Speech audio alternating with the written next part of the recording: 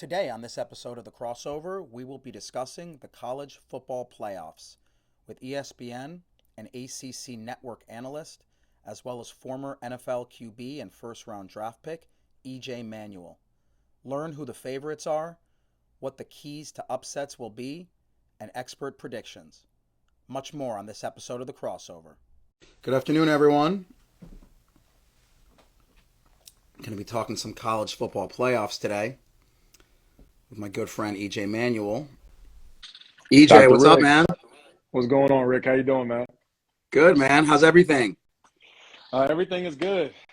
Finally had somewhat of a day off. So it's funny, I didn't even really know what to do with myself, if I'm being honest. You know what I mean? Like, I'm so used to getting to a workout, getting to a radio show or a TV show, or helping my wife out with Sakima.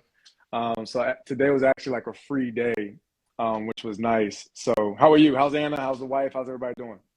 Everyone's good, man. Everyone's good. I'm going to do a brief introduction because I know you're on a hard stop at 4:30, but we have the pleasure of talking with my good friend and colleague today, Manuel. He's currently an ESPN and ACC Network analyst. As background, former NFL QB and first-round draft pick by the Bills. It kind of pains me to say it as a Hurricane, but he was the most productive quarterback in Florida State history, leading the Seminoles to a 25-6 record with wins in the Orange Bowl, ACC Championship game, and Gator Bowl. He also earned All-ACC honors and was named the 2013 Senior Bowl MVP, and is here to discuss the college football playoffs, which just got released a couple days ago. So anyway, man, thanks for being on the show. Super pumped to talk to you about what your predictions are. Yeah, no, I'm excited to be on.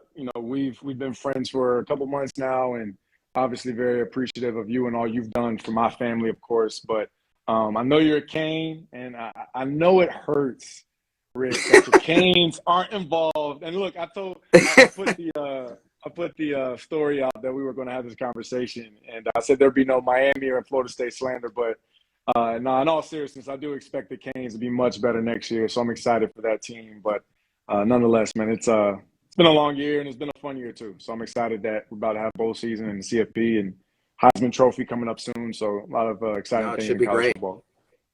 So let's just jump right into it. What are your initial impressions on the selection committee's 4 picks? Initial impressions were that they did a good job. You look at Georgia, obviously winning the SEC, being the undefeated team. The number 2, Michigan, another undefeated team, winning the Big Ten. And then 3, 4, 5, 6, that's where it always gets a little dicey, considering these teams have losses. The third team is obviously TCU. They play in the Big 12 championship. They don't win it. But, again, if you look at the way that they played in that game, taking it to overtime, having opportunities to still win it, also going undefeated in the regular season. I'm glad the committee honored that because that's not easy to do. And I feel like in college football, at least in my 4 years of covering it, there's a narrative around, we get used to these teams being great. And I feel like we still need to celebrate when these teams have excellent seasons like this. And then obviously number 4 being Ohio State. I thought Ohio State would have got in whether they won or lost that game against Michigan in the regular season. Mainly because if the game was going to be close, and it wasn't, Michigan blew them out at Ohio State's house. But I still feel like when the committee looked at it and they said, we need the 4 best teams, Ohio State was one of the 4. Also with Alabama having multiple losses, Tennessee having multiple losses. So that's why I said 5, 6, 7. They didn't really have a shot because they also lost more than 2 games. I mean, would you do anything different? It was up to you. I mean, it sounds like you're totally on board with what they selected.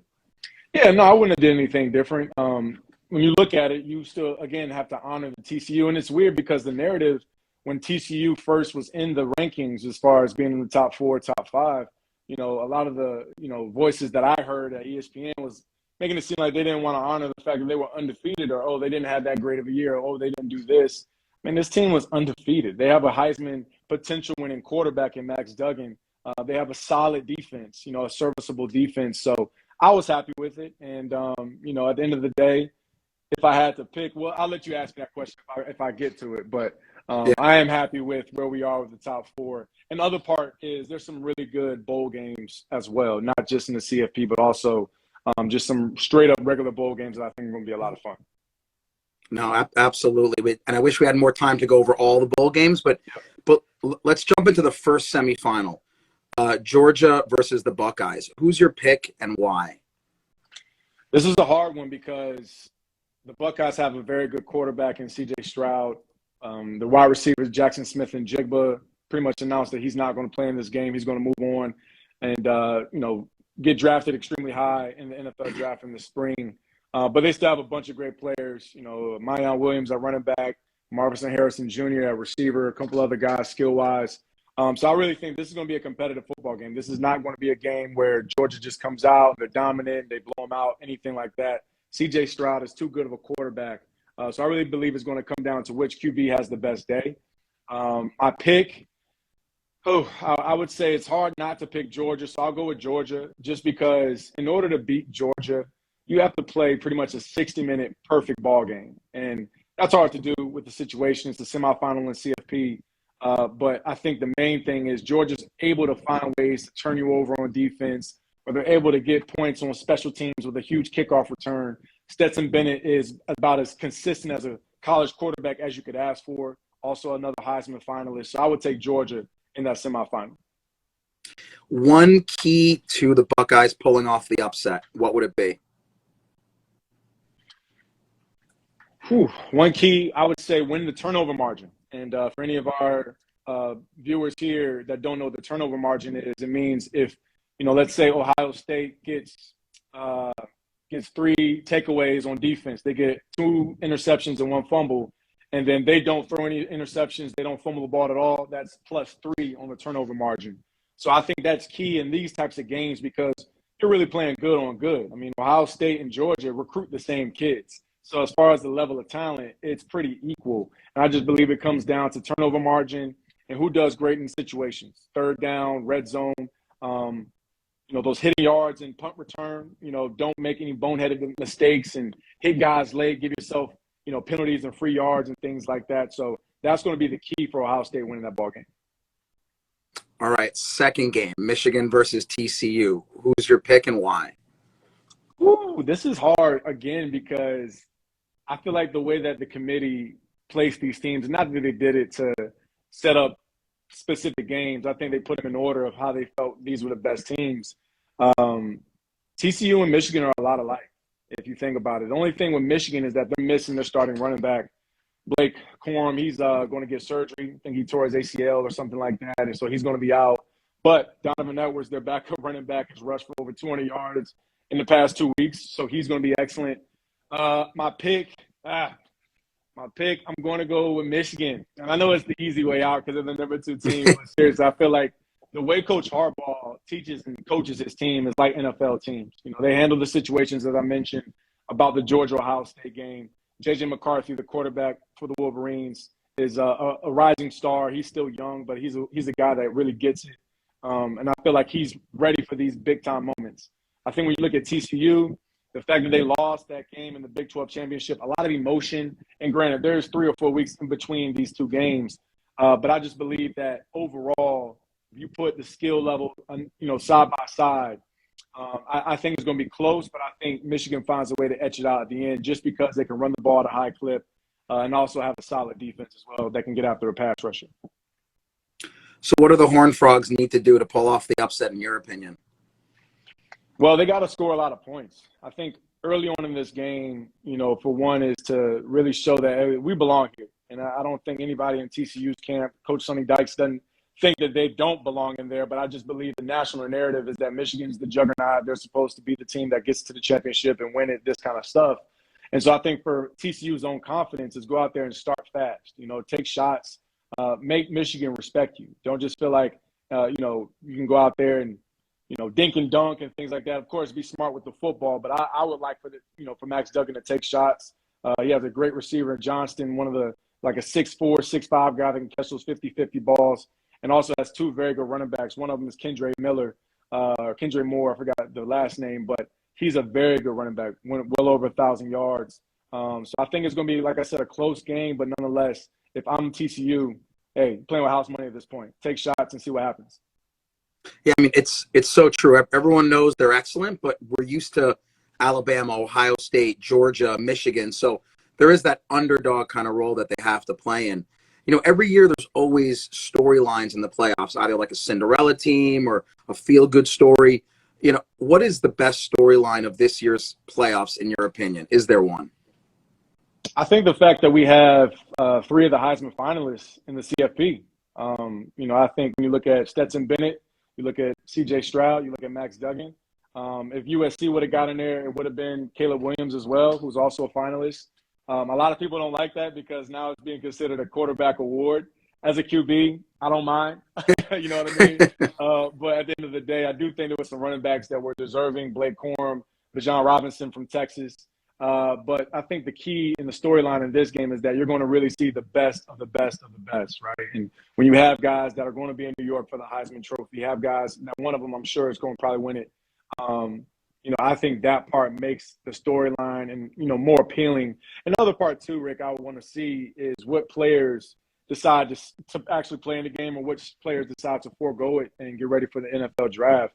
In recent years, since the CFP has been out, it's almost CFP or bust with a lot of these players. And we see guys that know they'll get drafted first, second round, potentially, that will then sit out of these bowl games. Now, I think when you have a chance to win a national championship, you don't want to sit out of that one. You know what I mean? That's the moment that you may not make it to the Super Bowl. So if this is your moment, really take advantage of it. So I think that's another storyline and key to watch and see what these players decide to do in the next couple of weeks. Because the other part, transfer portal. You got a lot of players that are getting in the portal.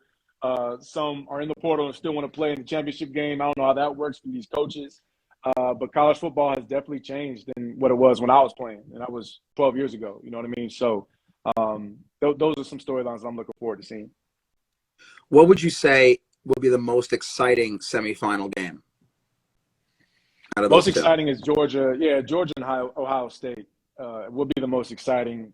Great defense versus a very, very great offense. And I can't say enough good things about C.J. Stroud.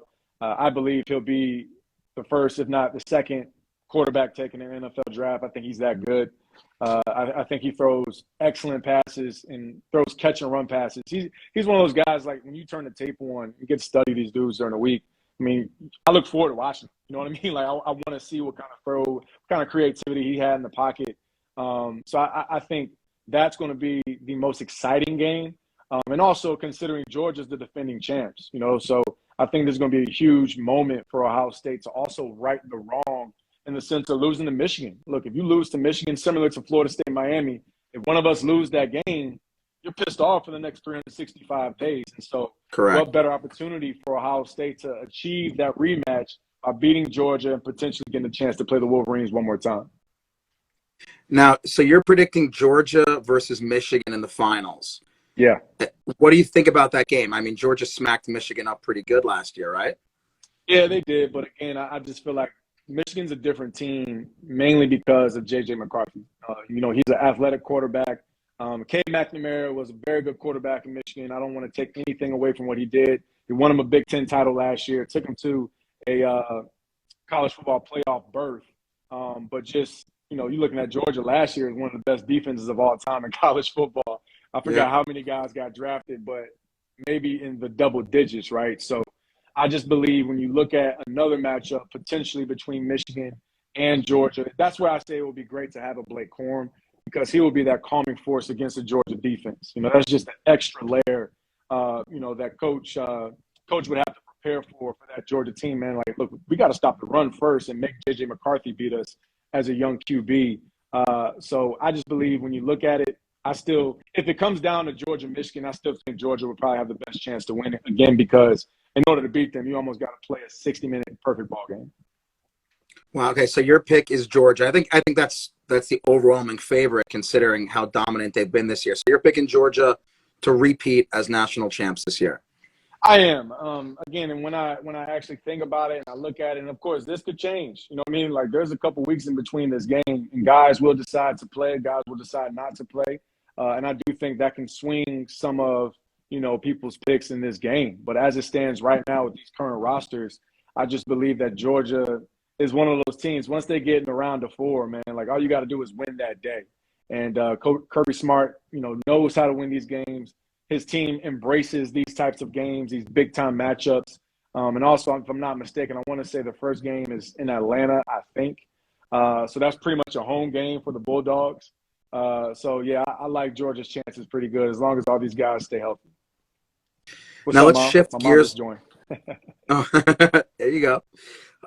Let's get just a question about a little bit a different topic. What are your thoughts on the expansion going to 12 teams in 2024? Good or bad for college football? Great for college football. It's simple. I think this is going to add to a lot of competitive games in November. I believe this is going to be something that really makes the playoff a true playoff. You know, instead of just having 2 rounds with a semifinal and a final, now you're going to have what we call the first round, the quarterfinal, the semifinal, and then the actual championship game.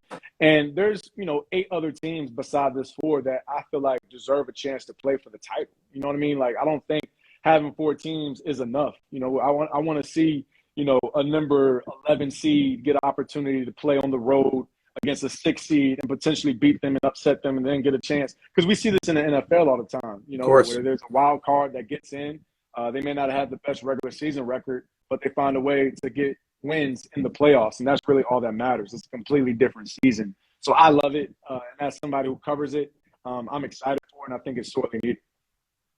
So what's the format going to look like, right? 12 teams might be a little bit odd. It's not kind of single, matchups. What is the proposed format of a 12-team playoff? Right. So the first 4 teams will have what's called the first round bye. Teams 5 through 8 will then host a home game at either their site or a site that they designate that's near their university and campus. And then teams 9 through 12 will obviously play on the road between 5 and 8. And I think the way that it works is the highest ranked conference champions will kind of align in 1 through 4. And then I'm kind of mistaken on how they do the 5th because there's, obviously Power 5 as far as the conferences with the championships. But nonetheless, I just feel like when you have, a 7 playing an 11 or, a 5 playing a 12, I just feel like that's going to be a fun matchup. I mean, imagine, let's look at the top 25 right now real quick because I feel like that'll actually give us a good sense of how this will look. If I go find the rankings, just kind of bear with me. So if you had, as it stands right now, 5 would be Alabama, 6 is Tennessee, 7 is Clemson, 8 is Utah, Kansas State's 9, USC's 10, Penn State's 11, Washington's 12. So imagine a Washington matchup at Alabama. You know what I mean? Like, awesome. Get a chance to get to the college football playoff. Like, what better way would you want, your holiday season to get kicked off? So I just feel like when you look at those types of matchups, and then, like I said, the games in the regular season in late October, November are going to matter so much more because those will be the games that actually decide if you get in the playoff or not. You know what I mean? So I think that part and that spectacle will be a lot of fun.